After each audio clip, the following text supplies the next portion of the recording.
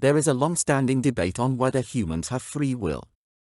Theologians and others argue if mankind can have free will in a universe in which God is omniscient and omnipotent. But materialists write papers concerning the problematic nature of free will in a deterministic universe, also.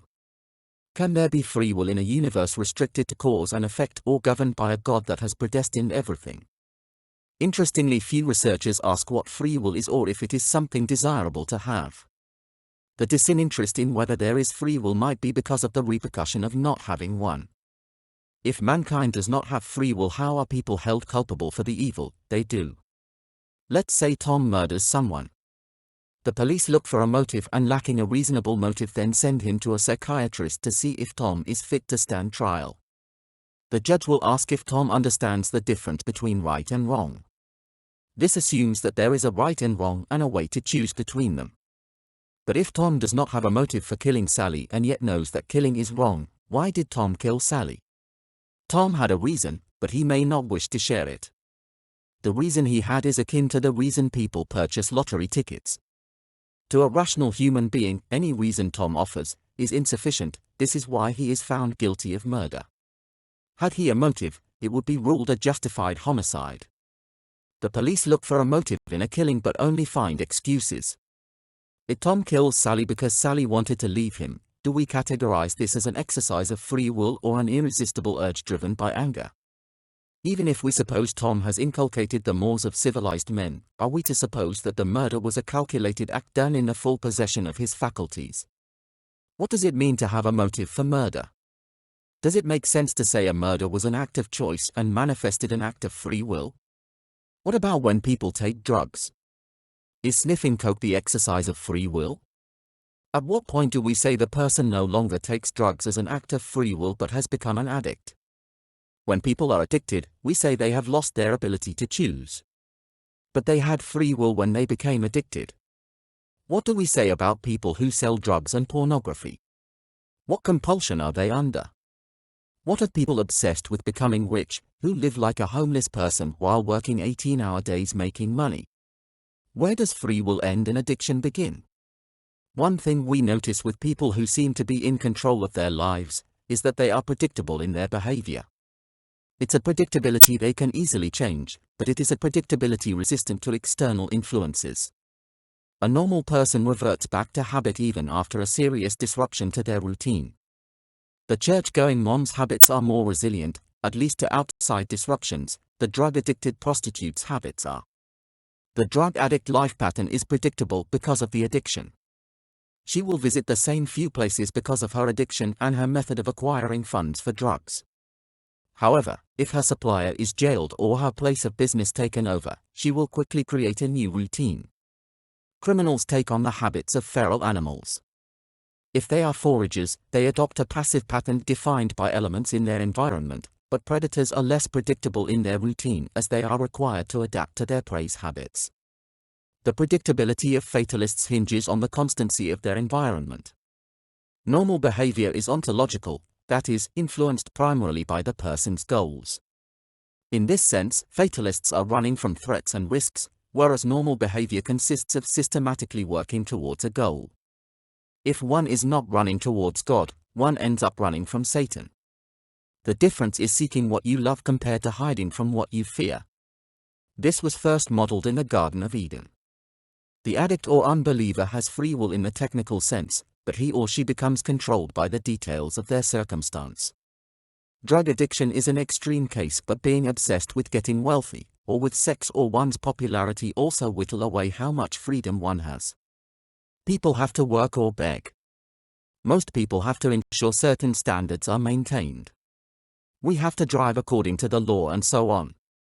So free will exists, but it is limited by the constraints of reality. We are free to run across a freeway, but few people attempt it. We are free to give any answer we wish to a question on arithmetic, but there is only one right answer. But herein lays the problem. If there is truth, the only free will choice that makes sense is to pick what is true. If we tie truth to normalcy, then we need to choose by means of our free will what is normal. What is true is what is normal. We have freedom to make the wrong choice, but this is the freedom to not be normal. We are free to take drugs, but it is soon revealed to be a poor choice. It's a choice that leads to a loss of our free will. And without free will, is it true to say we are normal? We are free to commit crime, but we lose our freedom after being jailed. The same situation is found when discussing health and employment and other situations.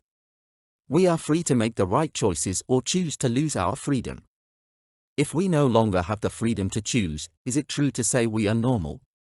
Normal people have free will. God gives us free will. But only so we can do good works. We cannot remain normal and do evil because evil is such that by being evil we lose our ability to have free will. The devil offers us freedom, but we cannot pay the cost of freedom. A good work creates value for it maintains the conditions under which the exercise of free will is possible. The only free will we have is the freedom to do as we ought. Every choice we make has costs and every cost must be paid for. This is the normal state of affairs, and it is the highest state we can aspire to. If we create costs and do not pay them, they become externalized onto society and future generations. These costs reduce choices for all. The actions that externalize costs onto society reduce choices for everyone. When costs are not paid at the source, the feedback required to make rational choices is also eliminated. If there is no accountability, how do we learn to make the best possible result? We might ask, why are there so few direct costs associated with crime? There are real costs to crime, but these are socialized, meaning spread across the community. Many excuses are given why criminals are not held accountable for what they do, but the problem is a lack of norms. There is no normative behavior in modern liberal society. If an elderly woman is attacked because she would not pay the costs of a nose ring or tattoo for her ward, society is outraged.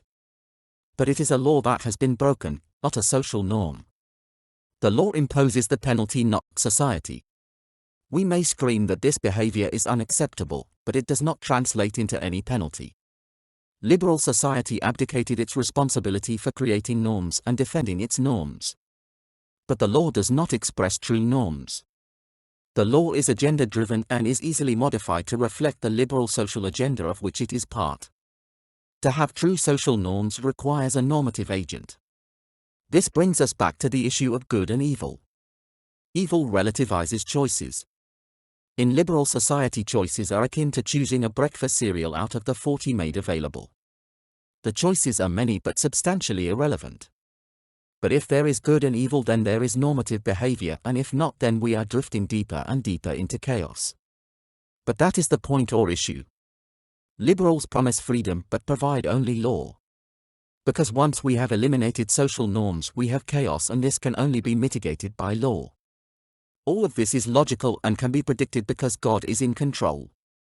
We cannot defeat him, outsmart him, or outmaneuver him. No matter what we do, there is good and there is evil, and what we do will always be one or the other. What we have lost is a sense of where the line is. We want to be free, but we cannot be free because life comes with costs, and these costs have to be paid. This is normal. Normal is sustainable. It is also objective. Choices are abnormal because they cannot be validated or verified as true. Normality can and is validated by the scientific process. But it is also consistent with the truths of Scripture and is coherent with everything else that can be considered normal. This doctrine turns life into a scientific experiment. If there is a good and evil and a right and wrong, then scientifically speaking, those who live right ought to produce better numbers than those who live wrong. Thus the devil can be proven to be less smart than God, and the devil's way ineffective when compared to the path laid down in Scripture. The devil's freedom is a freedom devoid of standards. The devil's freedom rejects the normal route. The freedom of the devil is freedom from norms and standards. In effect, the freedom of the devil is a rejection of science and the scientific method. The norms of the Bible are the norms of good people. We do not create costs for others because we are equal, and we do not owe anyone anything, meaning no one is entitled to take from us what is ours. This is the norm we live by.